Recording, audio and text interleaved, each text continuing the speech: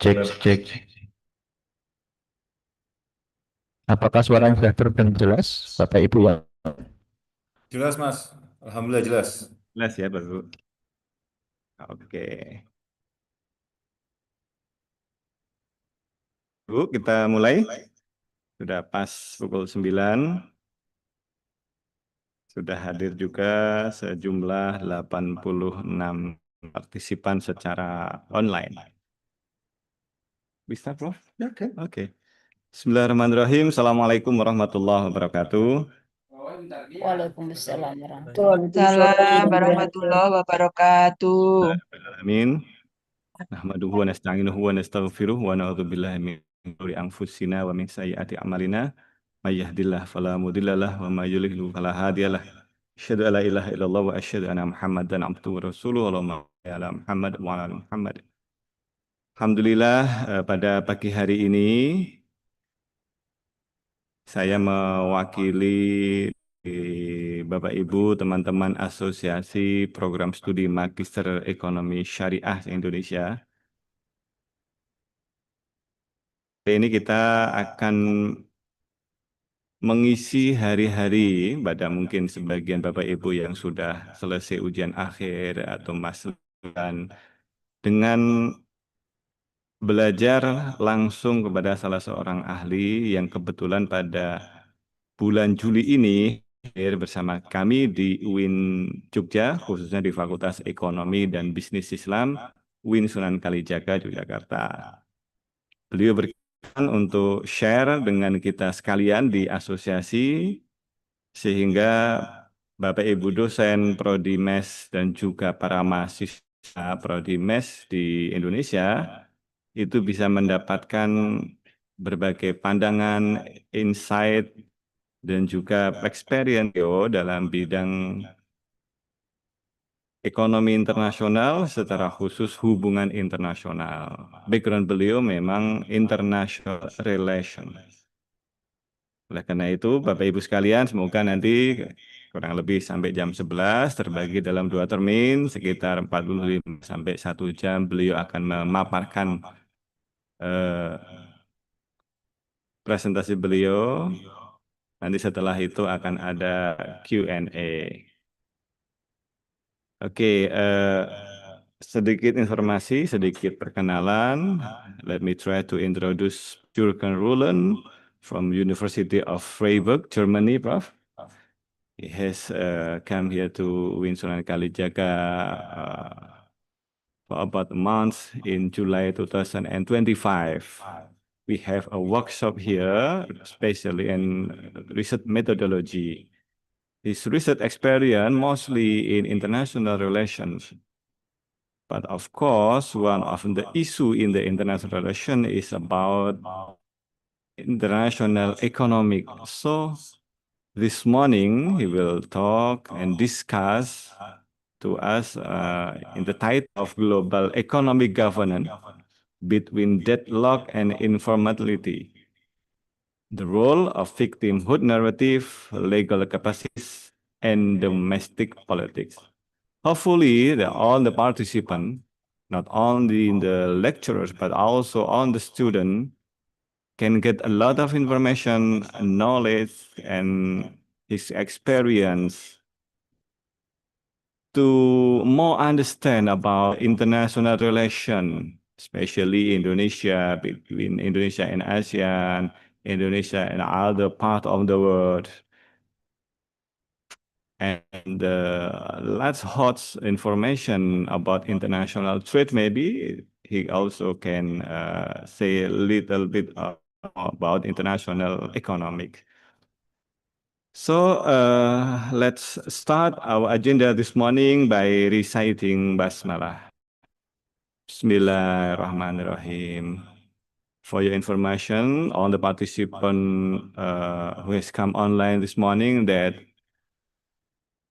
we are in Faculty of Islamic Economics in Sunan Kalijaga University, also gathered in this room. So this event will be held hybrid, not only online, but also offline. So I want to show you the participant right there. So Please say hello to the participant. Okay, that's the participant. And this is Prof. Rueland beside me. Okay, that's the introduction for me. So right now we start to get the lesson, public lecture from Professor Juergen Rueland. Time and place is yours, Prof. Ja, prima. Merci, Banyak, par retour. Dan selamat siang yang terhormat. Terima kasih untuk kemungkinan mempresentasi kuliah umum di sini. Dan topik ini Global Economic Governance between Deadlock and Informality, the role of victimhood narratives, legal capacities and domestic politics. Yeah, welcome to the on and offline participants. And I think the presentation I will present to you this morning strongly draws from a review article that I recently, maybe that doesn't work.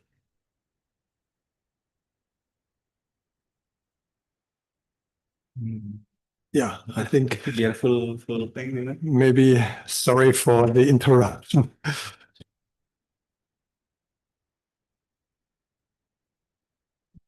Atau dari atas sini. Ini apa ini? Display. Oh.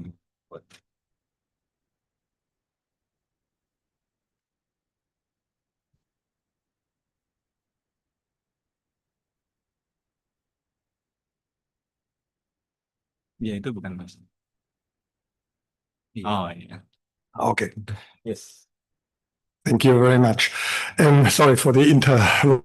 Now, what I was going to tell you was that the presentation that I offered to you this morning strongly draws from a review article that I published together with a colleague of mine, Mrs. Angela Geck, in the journal Global Governance. And this review article has basically the objective to review most recent literature that pertains to the field of global economic governance. In fact, these are three major books that have been published in recent years. One by an Indian scholar, Amrita Nalika, who reviewed proceedings at the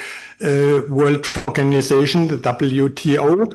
Then a book that has been published by an American lawyer, trade lawyer, who particularly looked into the activities and the agency of rising, emerging economic powers such as China, India, Brazil. They responded to the inequalities in the international economic system.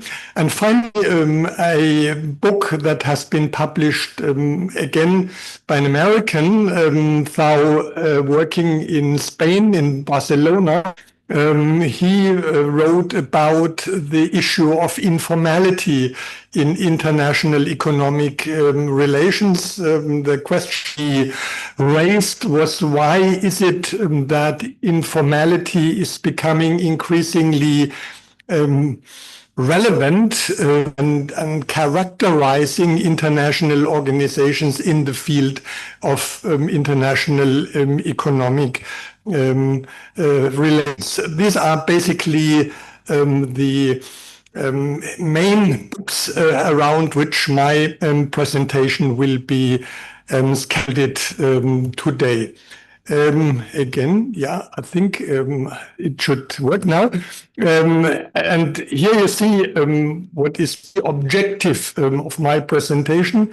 It responds to the question, how does the recent IPE literature, internal political economy literature, explain the accelerating decay and fragmentation of multilateralism, global economic governance, and what are the new insights that this literature provides. And that also unites quite strongly to the workshops we have had here, and showing some new trends in studying international economic relations. Now, all three books are providing a strongly interdisciplinary perspective. They draw from economics, they draw from international political economy, international relations, legal studies, and even anthropology that has been used for these analyses that I will speak of today. Now, let's perhaps start with the problem that we currently encounter in international relations, especially economic actions, and that is that the post-Cold War liberal international order, LEO as it is shortly called, is definitely in a process of severe decay. That most of the norms and rules of that order are increasingly under fire and are questioned by quite a number of international actors and states. So that means that the strongly teleological nature of that order and the ideas behind it no longer hold. What do I mean by teleological assumptions? It is basically that adherents of the liberal international order believed that this is a continuous process that started at the end of the Cold War and led to an increasing legalization, contractualization, and constitutionalization of international relations, that international relations and especially economic interactions will be relegated to institutions. They will be negotiated in institutions, in international institutions, and that as a result of that, over time, there will be a process that gradually starts to resemble the domestic order of advanced liberal democracy, so that everything is done within institutions, that it is based on law, that it is not violent, that it is peaceful, and that was the optimistic outlook at the time after the end of the Cold War. And probably many of you know this maybe already infamous book of Francis Fukuyama, The End of History, in which he claimed that the time of ideological struggles is over. The liberal worldview has succeeded, and we will further develop that liberal order on a global basis, in a global perspective. That does not longer hold today because, as I said, the liberal international order is under fire. And why is it under fire? Because starting in the late 90s, early 2000s, there was a rise of new powers that have been assembled in the BRICS institution or organization, if you want, like China, like India, like Brazil. These are the most important ones, but South Africa belongs to it, and Russia is probably not a newly rising power, it's a re-emerging power. And also Indonesia is now a member of BRICS. So these countries were dissatisfied with the liberal international order because, according to their view, the international economic order in particular was unjust, was heavily weighted in favor of the advanced northern Western powers, and the rules that the liberal international order created were strongly westernized, and due to that they believed that Western powers used the international order in order to establish a global value hegemony, which has a clear hierarchical shape, and they contested this and increasingly demanded that they will be represented in international bodies, in international organizations, in particular in the international financial organizations like the IMF, like the World Bank, and others. And they were, as I said, dissatisfied with that order. Probably one of the gravest mistakes that Western countries have made at that time was virtually not responding to these demands by rising powers and to accommodate them in international organization. Later on, they started to invite various countries on a ad hoc basis to G7 or G8 meetings before Russia left or was ousted from the G8. But that, of course, could not really satisfy these countries, which displayed a highly impressive economic growth and were not adequately represented according to their economic weight in international organization. So they demanded a better representation in this order, in institution of global governance. That had quite strong repercussions.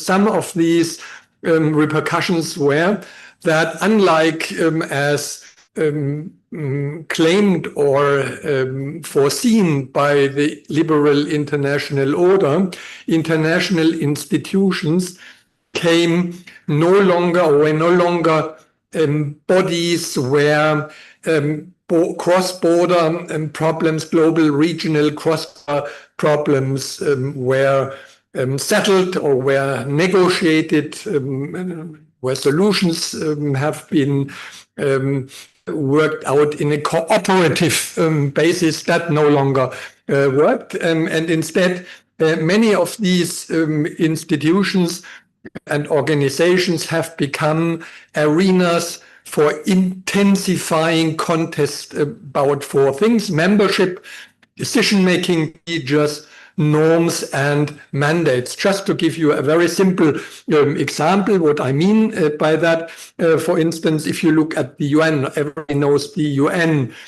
So there is a quite strong demand, especially of southern country, to be better represented among the permanent members of the Security Council of the UN. Presently, you have 5 members, and except for China, all where from northern countries and southern countries always complain that the UN Security Council basically represents the power distribution of the time immediately after the Second World War, but not today's distribution of power in the world. So membership is contested. Decision-making procedures is contested as well.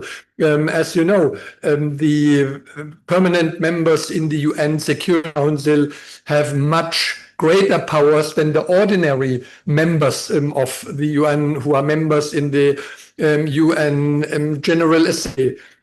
So there is contest about decision-making powers. Or if you look at the IMF, the power is very skewed seemingly along economic performance of the country, but in reality it is not, because most rising countries have not been represented according to their economic weight. It's in more recent years that countries like China also have been accommodated better in line with their economic weight. The norms, of course, are contested. Again, take the UN.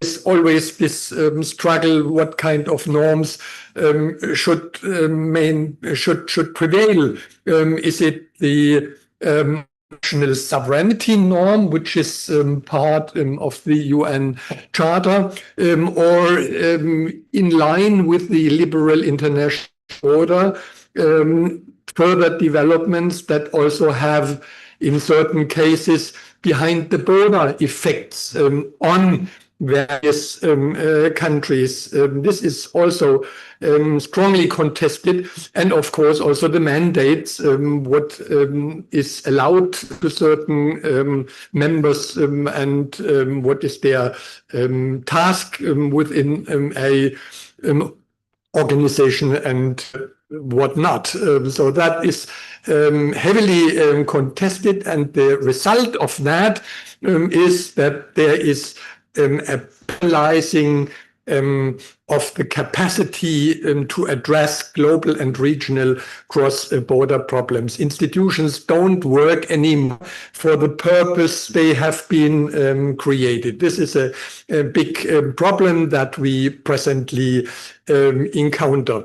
And a consequence of this discontent with the international order, rising powers resorted what has been called in the literature counter-institutionalization. That means, and I come back to that somewhat later, that they create their own institutions that rival existing institutions, like the IMF or so. Just think of the Asian infrastructure investment bank, that often considered as an institution rivaling the World Bank and the IMF. So the effect is a fragmentation of international institutions, and what political scientists call the emergence of regime complexes. For instance, one regime complex would be in environmental issues. A lot of organizations have been said that somehow deal with various aspects of the environment and climate change, but often they overlap, they do the same things, and it is not clear what exactly are their authorities and competences. So this is adding to the problems, and since that is the case, there is also an increasing informalization of institutions, meaning that states no longer invest in international institutions, because investment in international institution is expensive, makes a lot of causes a lot of effort. But if you create an institution only to balance the power of another institution, the life of this institution probably is short-lived, and that makes sense to invest heavily in such an institution that might disappear in a few years. So informatization, non-binding, very pragmatic decision-making process that usually characterizes many of these institutions, plus what we see right now, especially in trade politics, the tariff policy of the United States, which is a sort of American bilateralism, which despises or at least downgrades the significance of international institutions. And so in the literature, you find concepts like multilateralism is increasingly contested, and others like myself, we would call it diminished multilateralism, because it's a type of multilateralism that is void of most of the institutional capacity and effects that you would expect from a well-working institutional system. So that is the situation that we find right now. And based on this very general description of the situation, I would like to introduce some of the ways how the literature, the new literature on international political economy responds to that, and what are the novelties in the discourse on international political economy. So let's start perhaps with the way these books and these authors theorized economics and international political economy. Many of you who are themselves economists are probably well trained in positivist and rationalist theories. If you look around in economics, you would find an overwhelming attention and predilection of to use positivist and rationalist, materialist theories. Also in the IPE literature, though not as much as in economics, you have this strong trend for materialist, rationalist approaches that are taken in order to analyze international political economy problems, or are used as analytical frameworks. Now, this kind of positivist, exclusively positivist approach has been challenged in recent publications, and very celebrated economists like Paul Collier or Schiller and some that social psychologist Kahneman and Tversky, Nobel laureates who had a lot of influence on the thinking of people like Collier and Schiller. That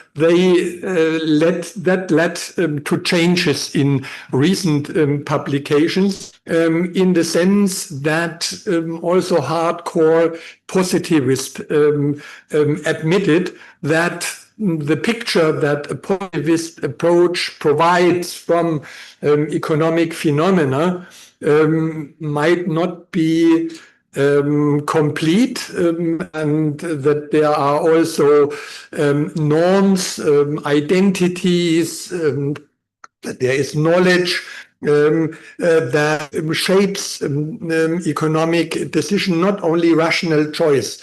Rational choice might explain a lot of things, but not everything. And that's why they strongly argued that these kind of reflexivist versions of theory building, of theories, should also play a role in economic theorizing, and especially theorizing on international political economy.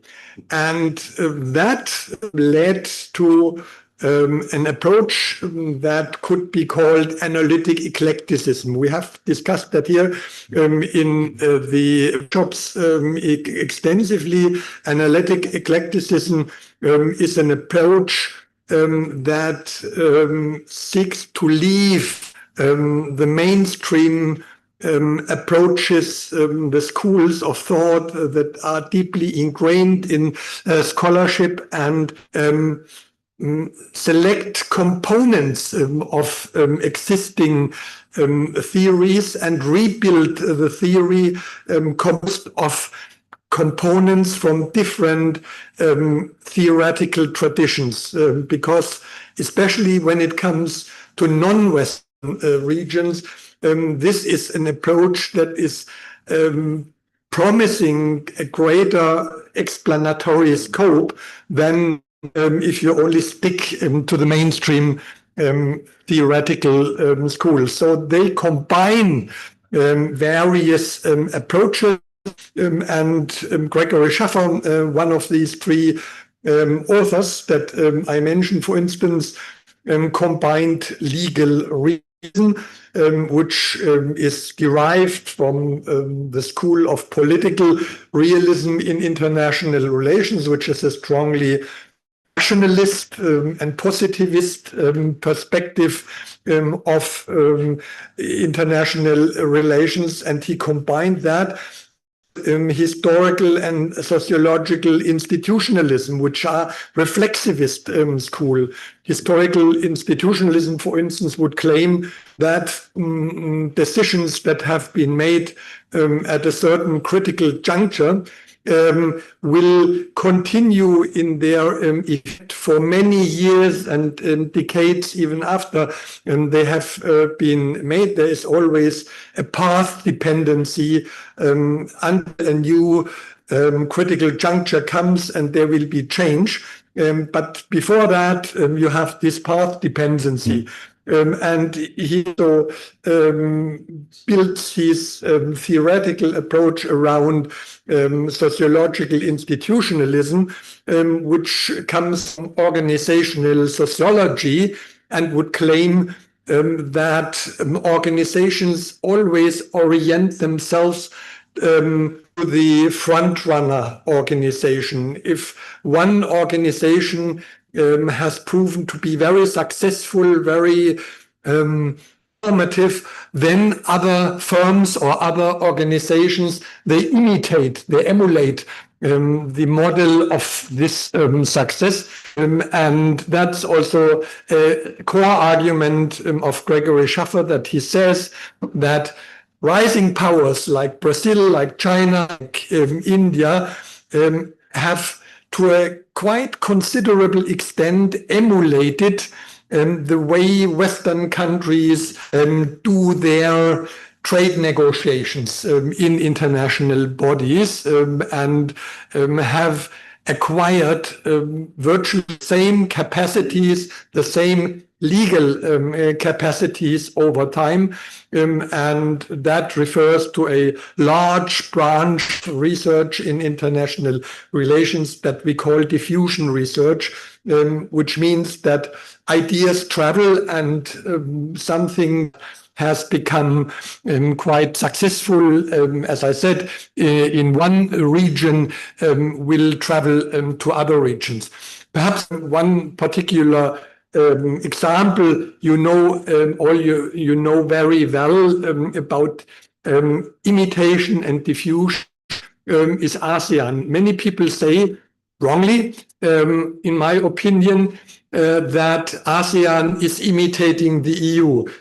EU, in the literature at least, is celebrated as the most successful regional organization, and is also a very successful regional organizations. And then if you look at some of the terminology of ASEAN institutions or bodies, they are similar to those in the EU. And that's why people say ASEAN is imitating the EU. But nothing is more wrong than that. But at least you see what I mean, that there is certain diffusion of successful concepts that are taken over, but then it's a different kind of thing. What is inside these institutions that are seemingly adopted, and often you have quite a lot of differences there. But again, coming back to the concept of analytic eclecticism, that is used in these studies. Also, Amrita Nalika, the Indian scholars, does that. Maybe the other way around, starting from more reflexivist position, building on narrative economics, and she claims that narratives have been developed by rising powers, plus many southern countries in their in line with them, that have changed the power distribution in WTO, and this very powerful narrative is called the poverty narrative, which claims or which expresses or creates pressure on developed countries to be more compromising vis-à-vis southern countries in trade negotiations. So you see, there is a lot of movement in theorizing, and that also leads to an associated question, and that question is whether the discipline IPE and IR and maybe also economics might be on the way towards a global perspective in their research, because what is quite agreeable in many sectors of the economic and especially IR scholarships is IPE and IR are basically an American social science. That is one famous concept coined by a scholar named Stanley Hoffman. And what he wants to say is that many social sciences, including economics, IPE, IR, are heavily westernized. The view, the angle of analysis, basically Western. The experience for theoretical conclusions are mainly drawn from Western historical experiences, and the non-Western world, the global South, is basically marginalized in these views. They have a subaltern status, and often Western scholars only use experiences in the southern part of the world in order to test their hypotheses or their theories, and also the cooperation between Western and Southern scholar is asymmetric.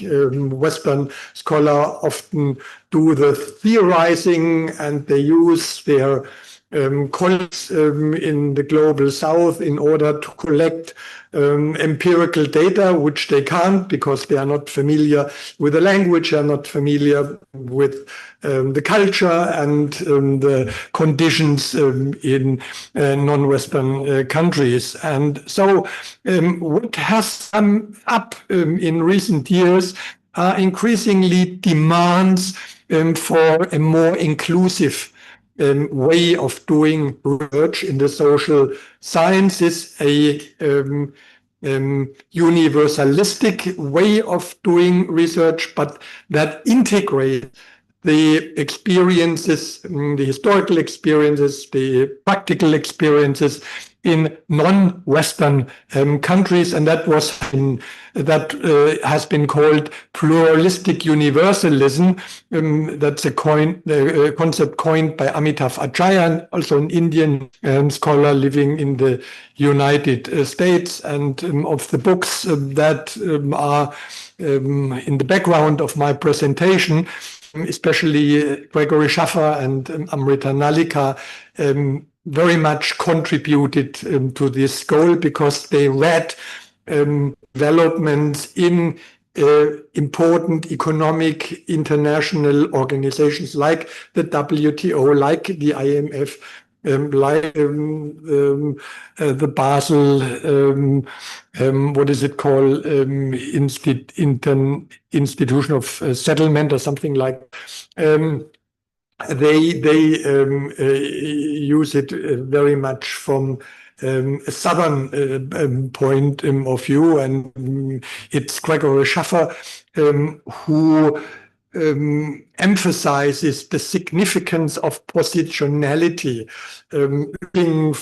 from which perspective or from which perspective you analyze things. And he himself said he cooperated with scholars in the respective countries, Brazil, China, and India. It is important to highlight their views, the respective countries and their government's view on international economic issues or trade issues in particular. And Amrita Nalika, for her part, is highlighting especially the leadership of emerging powers in fighting the inequalities and injustices of the international political order. So all of these, not all, but two of these three books very much and decidedly took a non-Western perspective at issues of international trade. Now, I briefly spoke about that already, but I come back to this issue of changing power relations in global economic governance, and all three books contributed to that question. I mentioned already that emerging powers are increasingly frustrated with their institutional marginalization, and that as a result of that, as a consequence of that, they created rival institutions, and one of them is BRICS. We mentioned it already, the Asian Infrastructure Investment Bank, the New Development Bank, which has been set up by the BRICS country, or what has been called the Contingent Reserve Agreement, which is a agreement helping southern countries in terms of liquidity crunches to overcome these problems.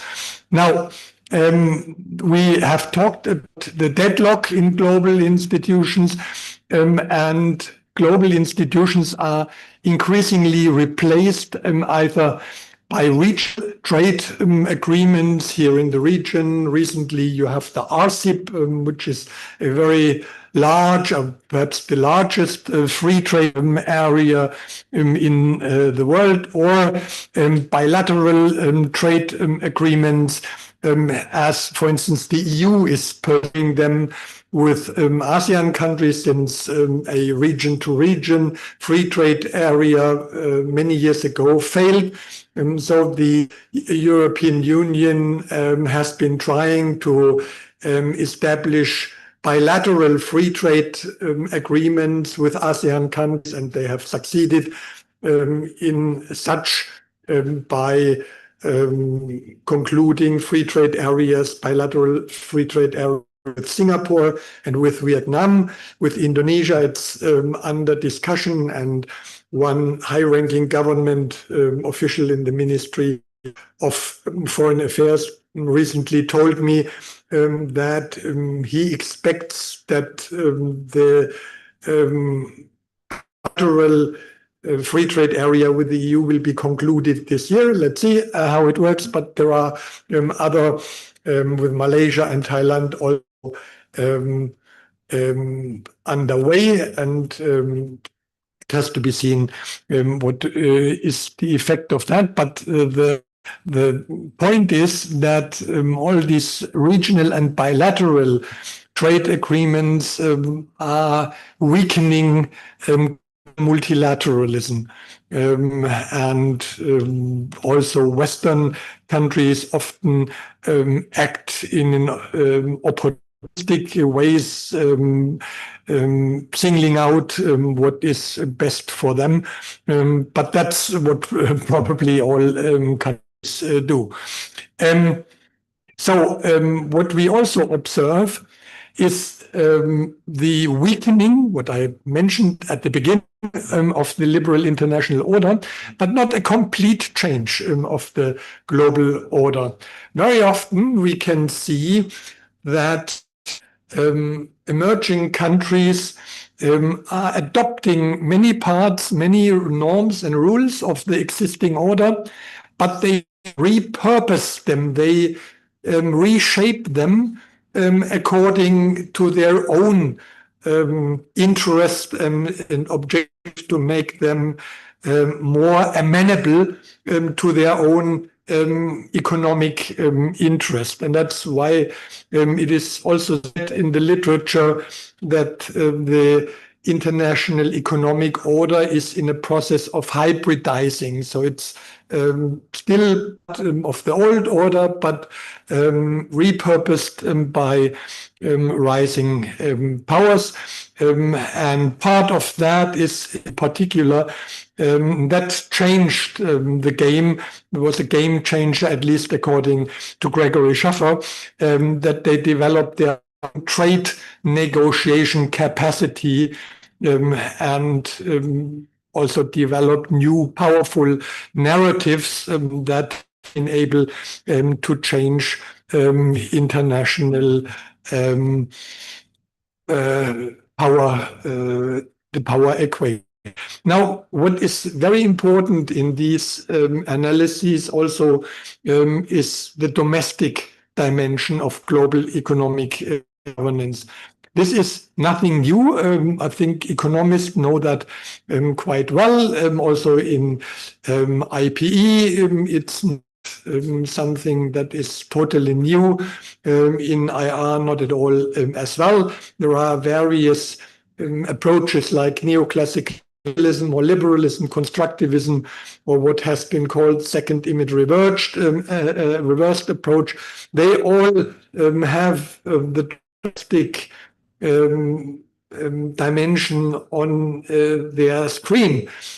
However, for one of these three authors, the domestic level is the most important one, is the driving factor, in fact, the changes towards informality. So it's a little bit a different approach than I suggested earlier. It's a complementary lens of that view, Roger briefly summarized, would argue that especially the domestic politics in Western countries, in OECD countries, has shown two major developments. First of all, the rise of a lot of regulatory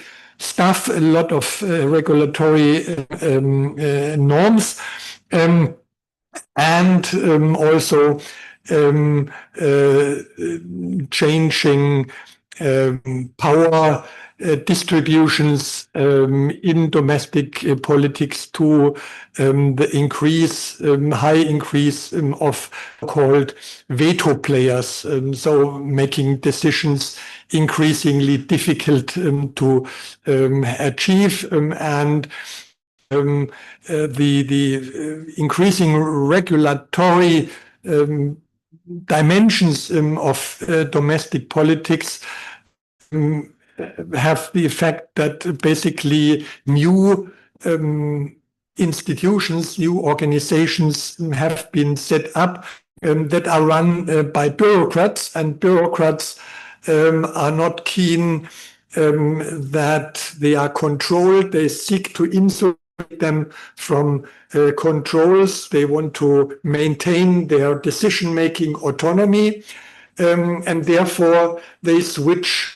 to increasingly informal institutions that are not under the control of the parliament or government, and also politicians who are elected and usually lead government institutions face an increasing opposition from veto players, and therefore all seek to switch to informal institutions because they also withdraw decision-making processes from their opponents. So it's basically a twofold process of formality that is even strengthened or even reinforced by the international arena.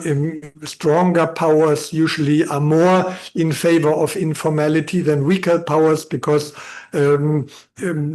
greater powers can use their power accordingly to influence decisions if they rely that on informality. Also, what is in this literature highlighted is the increase of non-state entities, especially non-governmental organizations, civil society organizations that have been grown tremendously since the 1980s, in the last 40 years, and hence an increasing number of frequency of public-private interactions between the government, firms, think tanks, universities, non-governmental organizations. And Schaffer shows very diligently how these countries, China, India, Brazil, used the interaction between the government and the private sector in order to increase their trade negotiation capacities, in so far as they provided funds to get better training in these matters, to cooperate with external agencies, firms, international law firms, for instance. So opening up a transnational dimension of cooperation that highlighted again the importance of non-state entities. I come back to that a few minutes later. And that also showed two ways of strengthening the legal capacities in trade negotiations in an inward-out perspective and outward-in. Outward-in is the pressures that have been created by the international system, legal litigation, for instance, that went awkwardly for rising powers, and as a result of that, caused a learning curve by these countries, strengthening their legal capacities by very much focusing on the capacities, on the performance of law firms, and especially trade experts. That is the inward-out dimension of it, that within the countries, competences are strengthened, and therefore they, over time, became increasingly successful in litigation, winning a lot of cases against countries like the US or the EU, before were much more powerful. That brings me to the transnational dimensions of global economic governance. Transnational relations, just to repeat a famous definition by Thomas Risse, are regular interactions across national boundaries when at least one actor is a non-state agent. As said, we have seen a worldwide proliferation of civil society organizations, the emergence, as critical IPE scholars say, of a transnational capitalist class. Some of the literature, especially Gregory Schaffer, but also Amrita Nalika, analyze this transnational interplay between international organizations, states, and private actors, and show how these interactions led to a empowerment of previously weaker institutions. What Schaffer displays is a transnationalism from above, led by the various governments of the country, whereas Amrita Nalika shows a transnationalism from below, how civil society organizations, for instance, in the WTO meeting in Seattle in 1999, combined their efforts together with some countries, creating the poverty narrative. Should we stop for a moment? Yeah. Yes, stop.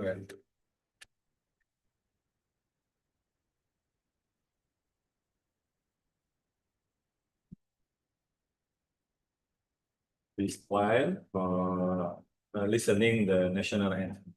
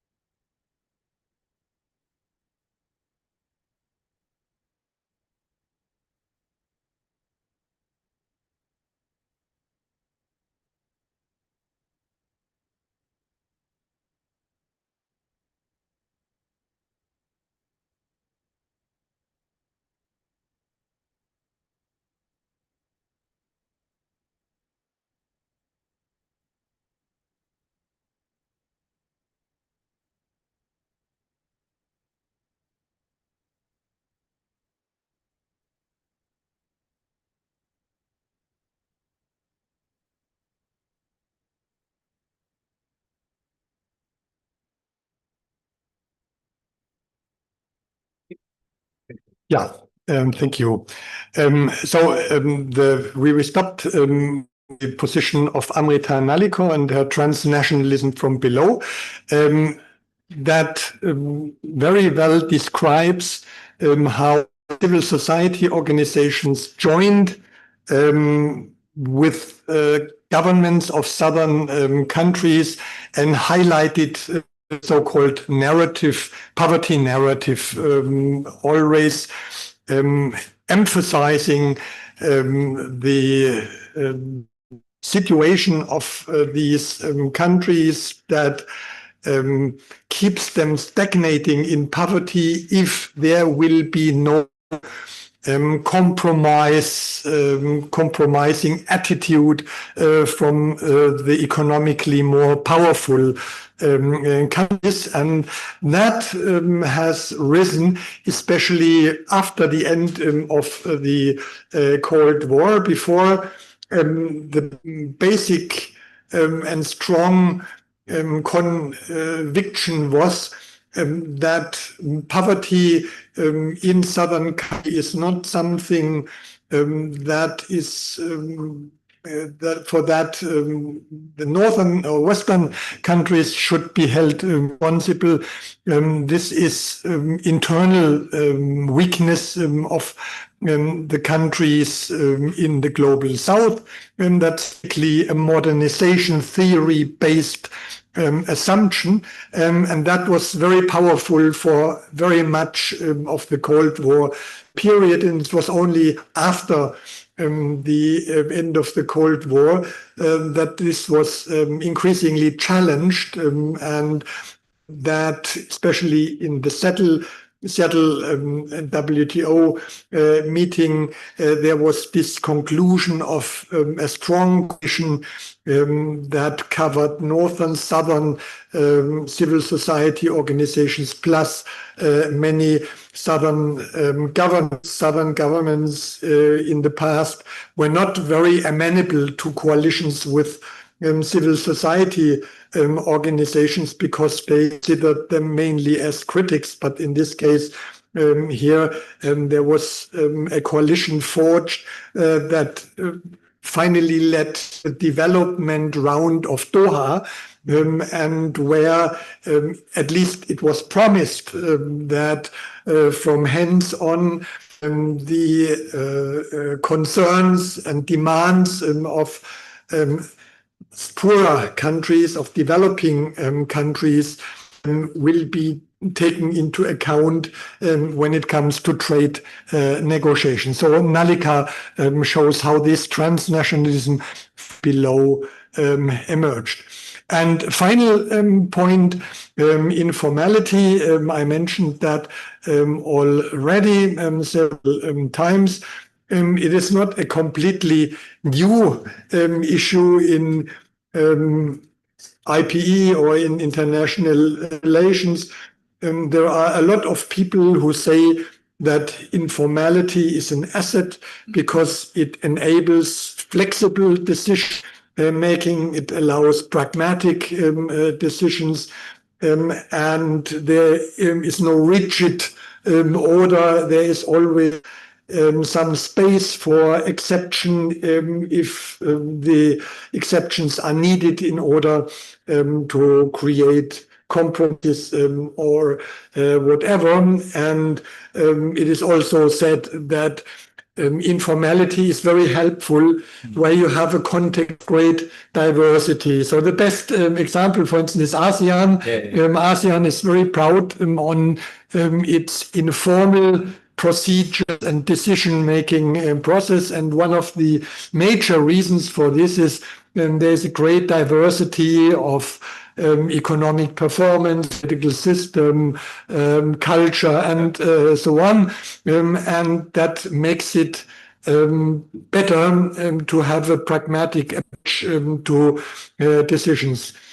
Critics would argue that informality does not really commit the members. It's a non-binding way of doing things. It leads to frequent policy changes, and it is That is also one thing that is often criticized when it comes to ASEAN.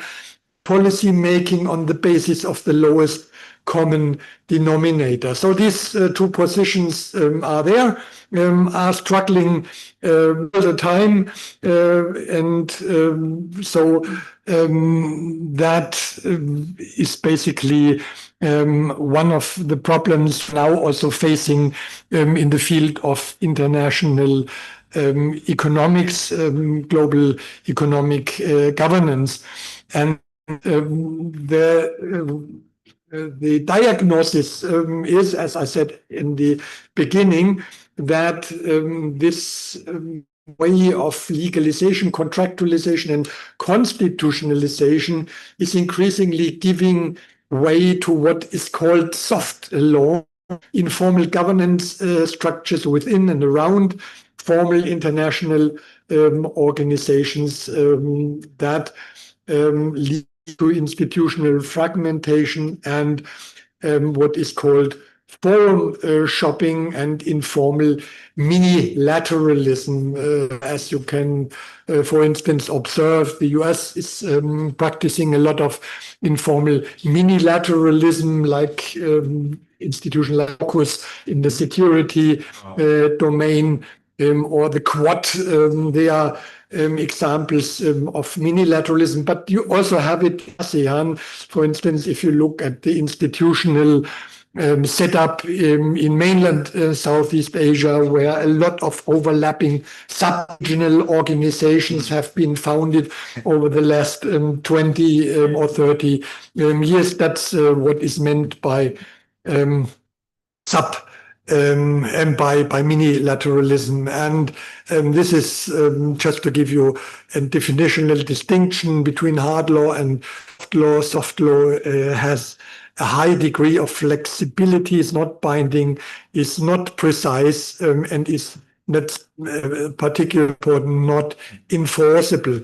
And that leads to forum shopping, where countries pick and choose among the institutions and mechanisms that best fit their individual agenda. For just to give you one example, back in the last century, there was this struggle or this contest: should developing countries be members of the GATT system, General Agreement of Tariffs and Trade, or should it be rather focused on UNCTAD, which is a trade organization that has been set up under the framework of the United Nations.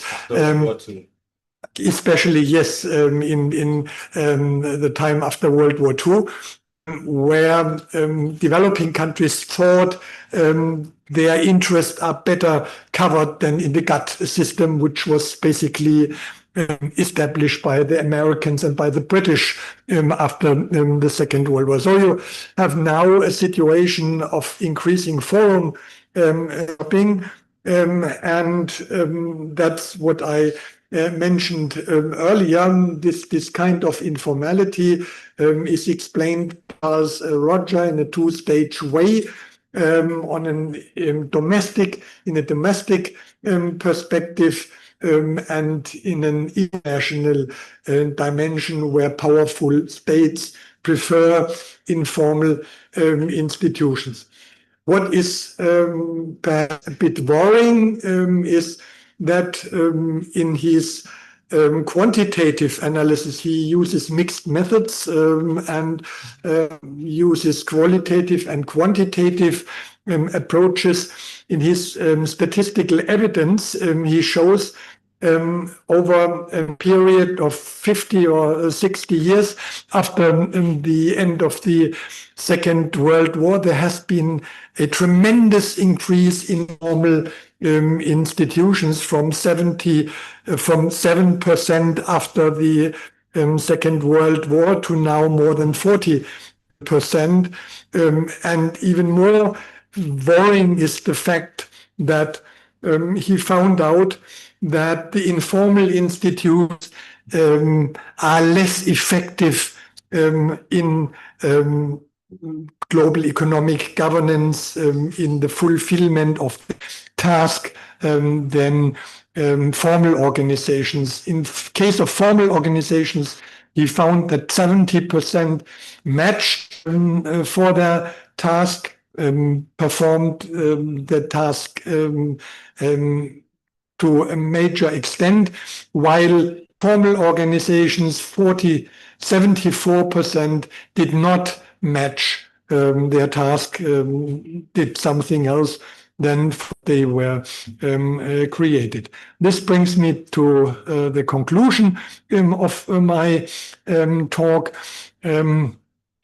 What all the studies do is, and many others that I have not mentioned, confirm as well, is the winning of global economic governance as we have experienced after the end of the Cold War with the creation of WTO. The studies all highlight certain causal factors that in the existing body of economics, IPE, IR, have so far been under-theorized, such as the strengthening of trade capacities of emerging powers, the empowering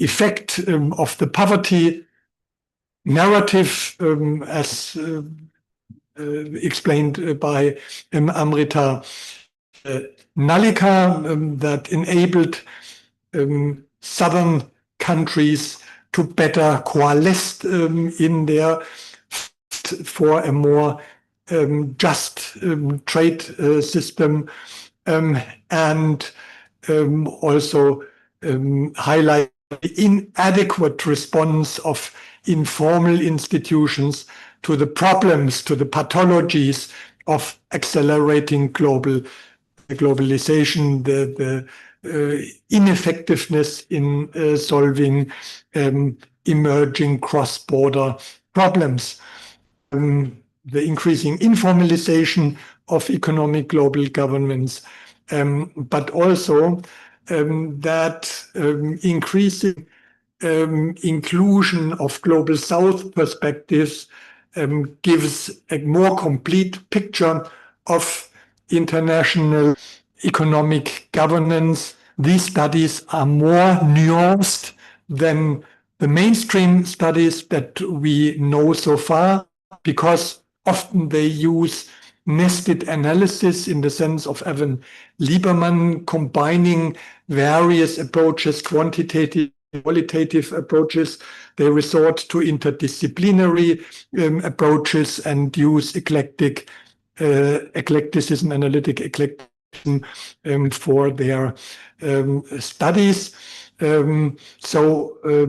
Of course, this is not the end of the research on global economic governance. A lot of blind spots remain, especially in the work of Charles Roger. He only focused on the OECD countries, and it's very important to see whether the mechanisms that he unpacked all hold true for non-Western countries. A whole agenda of research is still there, and he openly admitted that, and also finding out what are the most significant factors explaining what leads to the decay of global economic governance. And I think also there are new methodological approaches where you could combine various factors like qualitative comparative analysis that has been not applied to these kind of studies. So there are still a lot of options open for you and me, and I look forward to contributing to that together with you. Thank you very much. Thank you very much, Prof. Rueland, who has give a clear explanation to us about the international relation, especially in international equation, start from the post-Cold War and then the rise of many institution, formal institution, informal institution. Until right now, we have not only multilateral organization, but also we have unilateral. Meanwhile, the complexity of the international relationship can be understood only by single theory. It must be elaborate so many theory to understand the complexity of international trade. Okay, thank you again. Thank you very much for Prof. Rueland. And right now we have more than 150 participants online. Oh. Stay with us from the beginning of this session until right now. Let me say hello and mention some of them. Our colleagues we have our friend from UIN Banten, from West Java, our friend from UIN Gusdur, Pekalongan. You're right, Pekalongan, ya, UIN Gusdur. Also, we have our head of the association, Kang Evi Syarifuddin from UIN Banten. Hello, Kang. Our friend from Bone from Sulawesi, South Sulawesi. Our friend from Sumatra, we have UIN Jambi, Universitas Ma'arif Lampung. Our friend also from Kediri, East Java. IAIN Palopo. We have also our friend from Palo, from Sulawesi, from Kalimantan. We have our friend from Palangkaraya, UIN 1, Tulungagung. And also we have and many others. When Raden Mas Said Surakarta, okay, Bu Siti Aisyah, I mentioned you. Okay. Win Jakarta, of course, we have some colleagues here, Unsima, Umala Lampung, our friend from IAIN Gorontalo.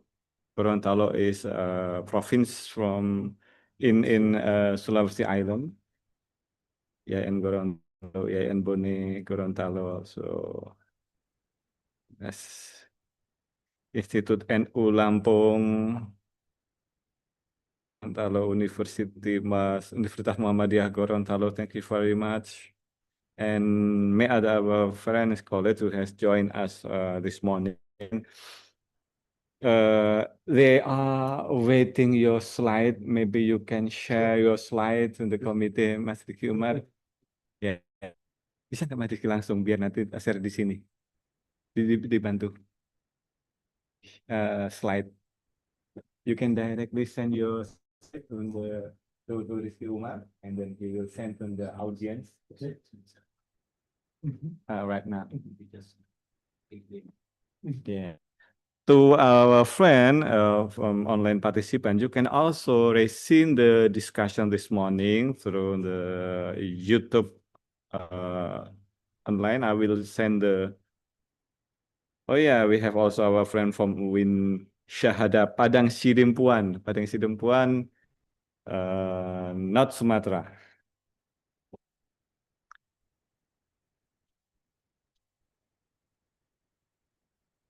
Okay,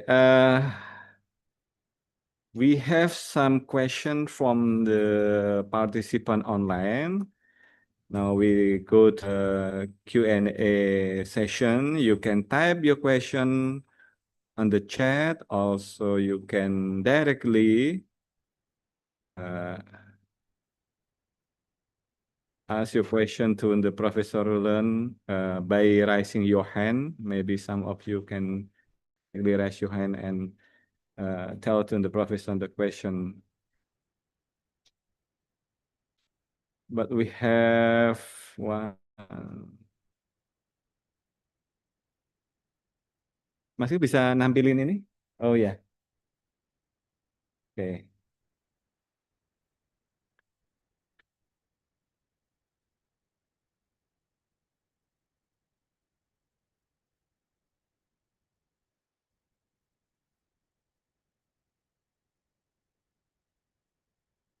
Mohon ditunggu, Prof. Rueland sedang mengirimkan file PowerPoint. Nanti akan disampaikan ke tim kami.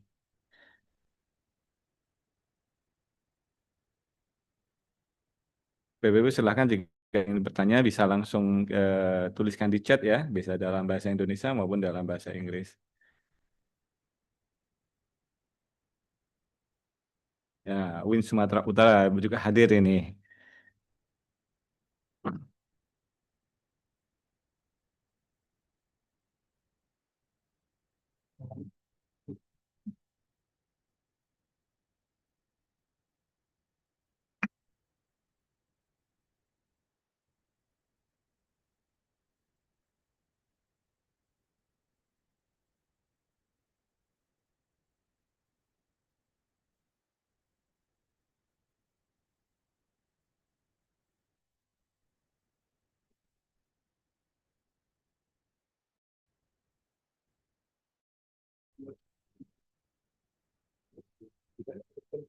Sudah dikirimkan?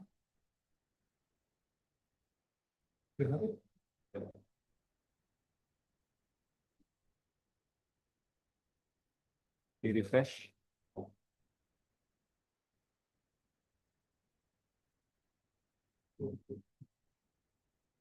Sudah. Coba dicek.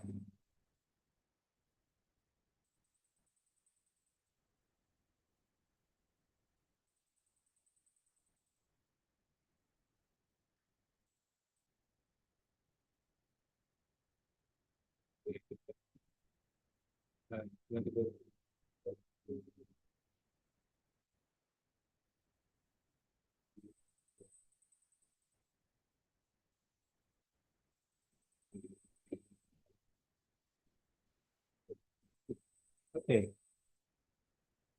And now we go to the Q&A session. We have question from the participant. Yeah. Right.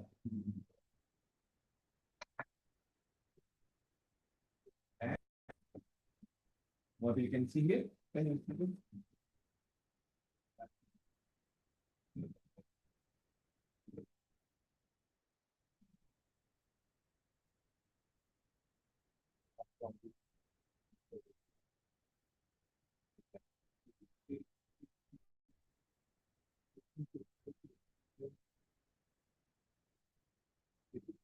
The first question. The first question come from Yeah, thank you for the questions. And I would like to answer, but I'm not quite clear what blacklist you mean. What is the context that you mean by blacklisted?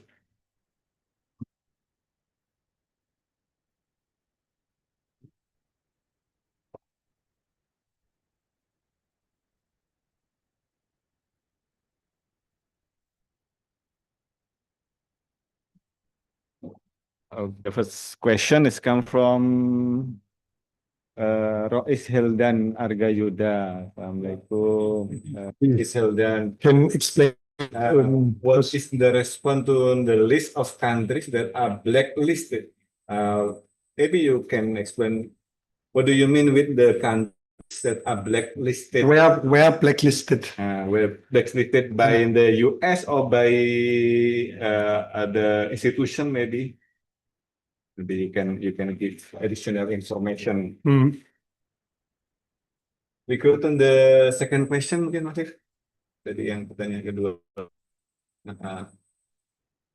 Kisti Amalina Win Palopo.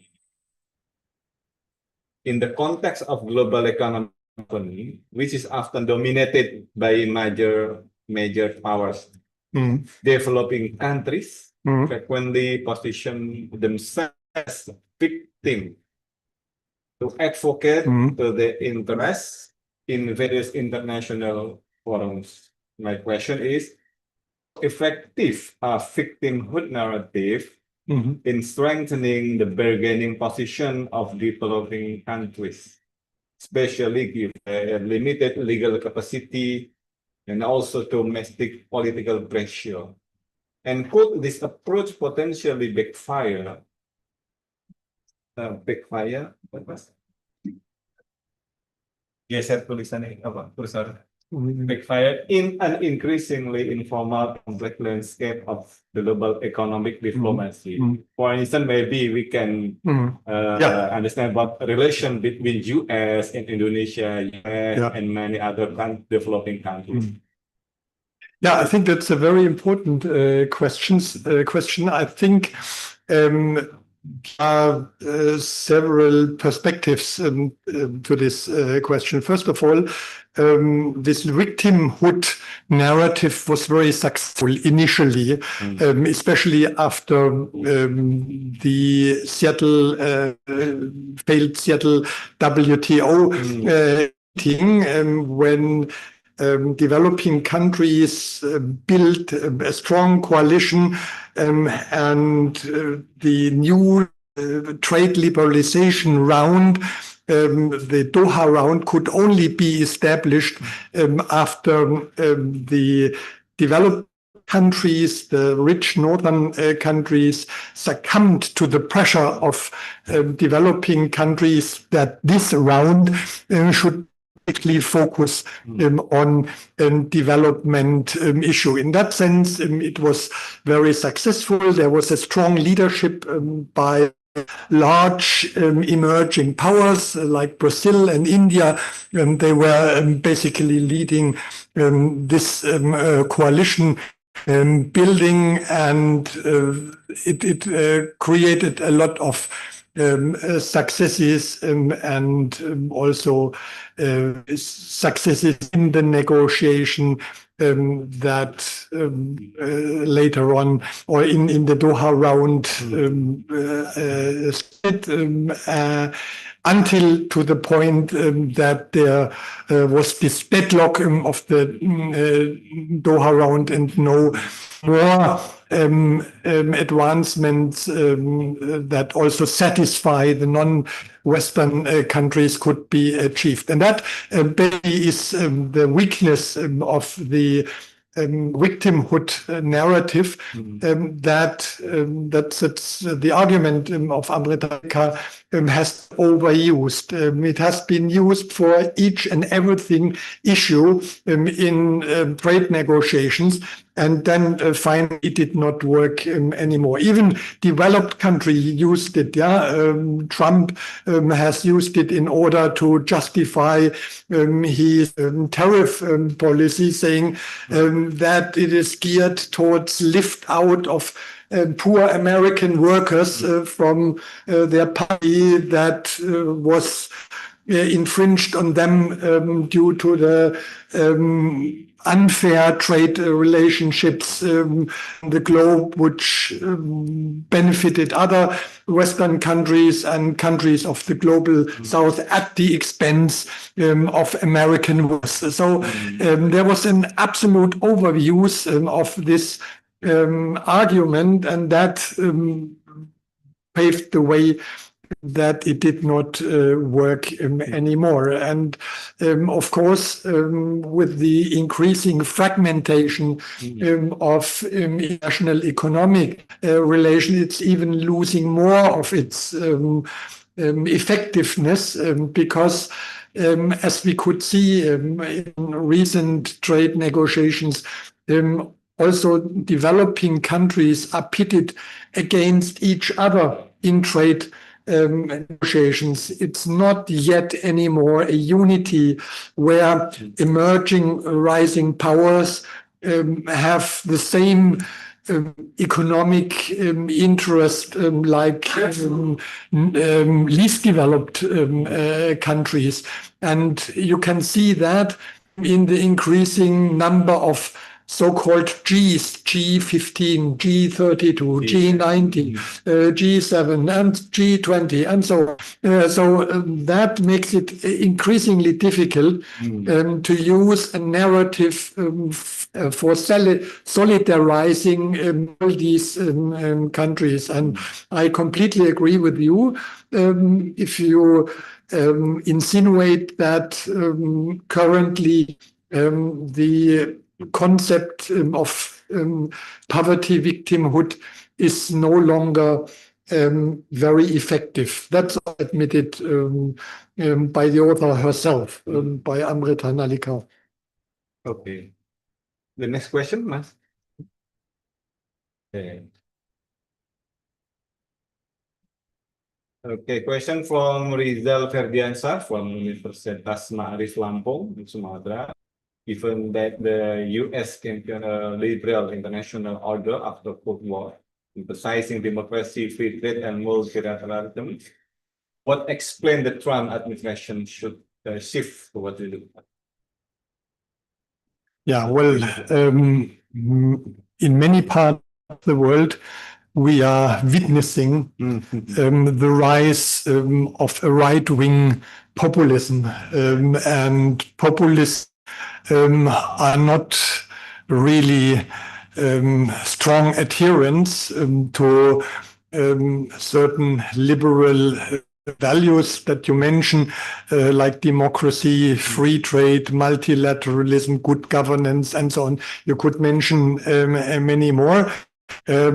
Populists are strongly geared towards maximizing the benefits for their own country.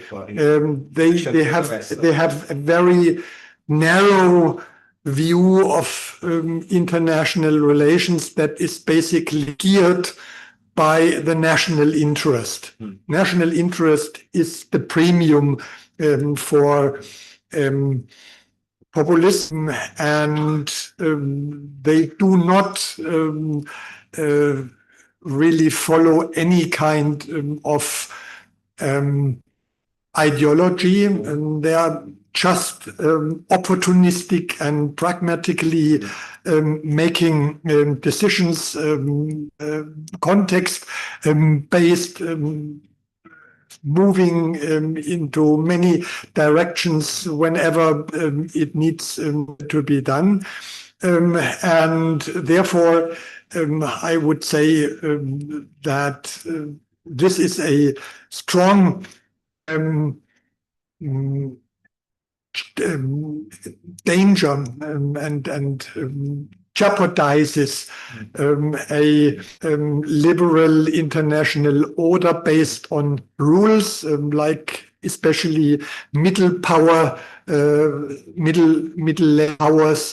always adhere, because there is not much space for international cooperation. International cooperation is seen as a sign of weakness, and it's not something that is very much valued by populists. And so, in my view, this kind of unilateralism, pushing through the utmost benefit of one's own countries without concern for the situation and conditions in other countries is a major problem of the world order, and will lead to a lot of conflict, contest, and chaos. So you also believe that the policy that Trump's driven by national interest, even though in the domestic, in the U.S., so many people in the U.S. protest the Donald's policy. Yeah, well, I think that is probably one of the issues that the American government do not adequately consider.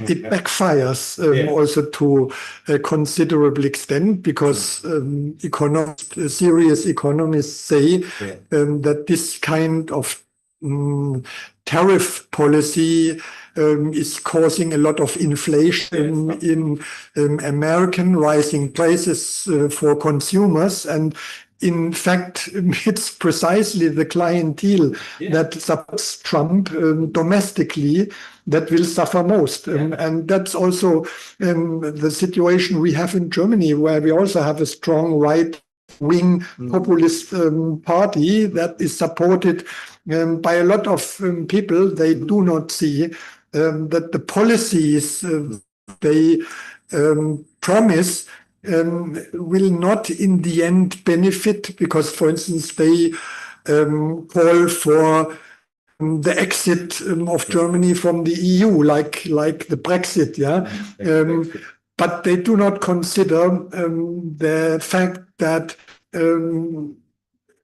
EU cooperation is a complex thing, and that the German economy in the end benefited a lot from membership in the EU because a large percentage, I forgot how much, but a large percentage of the trade, the foreign trade of Germany is done within the EU, and if that is now given up, the economy would really fall into a deep recession, and especially the low-income segments of the population would suffer. So I think that this kind of populist recipes might sound very simple and persuasive in the beginning, but the world is complex, and you have to take that into account, and then you easily that the recipes that are proposed by populists who always offer simple solutions to complex things that they does not work. Yeah, there is always a controversy in every policy, of course. Yeah. Yeah. Okay, next on the go to the next question. Okay, some of our colleagues from East Indonesia have been there because they have to perform Sholat Jumat, maybe have from Sulawesi and other region around there. And now the next question from Ahda Inayati from UIN Banten. In light of the current challenges in the global economic governance marked by institutional deadlock and increasing informal mechanisms, research themes and approaches would you recommend for Islamic economics students, particularly in exploring ASEAN's role and rest within this evolving landscape? Maybe you can add the role of the OIC, maybe? Organization of Islamic Cooperation, this formal Yes. institution, Yeah. which part can be taken by the OIC. This Yeah, I think it's a very interesting question. I would propose that students of Islamic economics could, for instance, study to what extent the ASEAN economic community goes hand in hand with values and principles of Islamic economics, because many critics would argue that the ASEAN economic community is very much based on neoliberal precepts, and that I myself, I have written something about the ASEAN economic community. My conclusion is that especially large conglomerates with an outward-looking perspectives had the major influence on the ASEAN economic community and how it was shaped and what kind of objectives it should fulfill, whereas the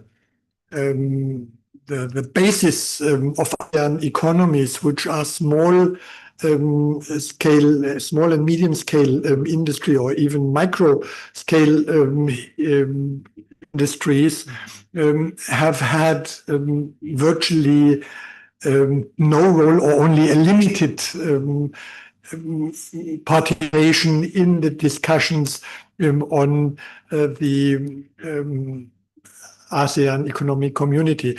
Then it would also be very much interesting to explore how non-Islamic members of ASEAN would respond to the ASEAN economic cooperation would be shaped more along the ideas of and the values of an Islamic economy. For instance, Vietnam or I don't know, Thailand, how they would respond to that, whether they would be agree, and what could be compromise solutions in achievement. That spontaneously could be some topics that could be studied, but of course I should know more about the specifics of the literature. I've of course prepared and read stuff for this mission here in Sunan Kalijaga, but of course there are more questions that could be asked. Thank you. Okay, what do you think, Prof? What do you think about the role of the OIC in the international relation, especially in the international economy?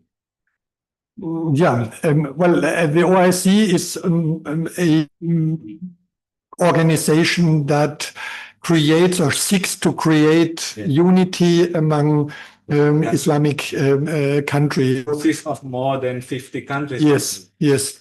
So I think within the domain of majority Islamic countries, I think the OIC could do a lot to propagate the ideas of an Islamic economy, because to my knowledge, the acceptance of the values and principles differ among the membership of the OIC. There are countries that have far advanced, some Arabic countries have far advanced on that way. Indonesia, Malaysia are also following that path and creating elements of an Islamic economy. Others have gone not so far. So I think it's a good forum for deepening the knowledge and the information on the virtues of what an Islamic economy could achieve socially, but in terms of economic performance. I think that is probably something which a mainstream economist is still questioned or open, whether an Islamic economy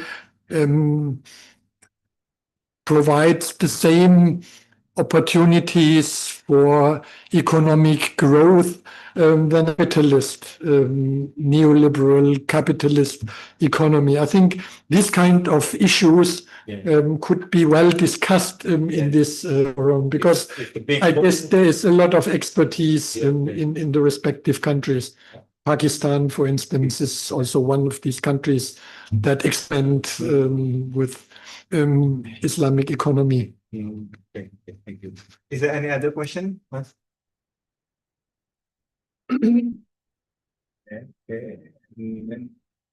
Tadi the last one from Miss Andriani from IAIN Gorontalo. To extend to blacklist imposed on certain countries in the economic development and international, and what are the humanitarian implications for the population in this country? Yeah, I'm still I still do not understand to which blacklist you refer. I mean, blacklisting is always something that is questionable. We have in international economic relations, in line with the of aggression of Russia against Ukraine, is the sanctions regime. But that sanctions regime is basically focusing on Russian companies. So it's not a global or a developing related blacklist. I still do not understand fully what black you mean. Yeah. Okay, next, there is a comment from Pak Bambang from Basnas Cilegon. Thank you very much for your excellent presentation. We would like to share the extent of industry involvement in the development of the Syariah economy. A comment from the participant. And we also comment the lack of awareness in